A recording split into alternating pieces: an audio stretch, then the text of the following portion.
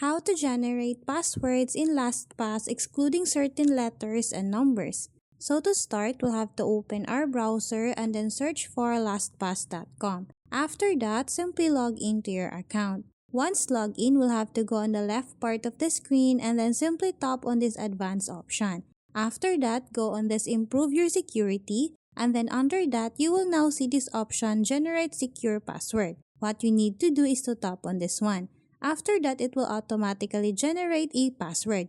If you want to exclude certain letters or numbers, all you need to do is to toggle off the numbers option, and then it will automatically remove numbers from that generated password. If you want to remove lowercase and uppercase letter, all you need to do is to toggle off the option. And then if you want to include numbers, all you need to do is to toggle on the number option.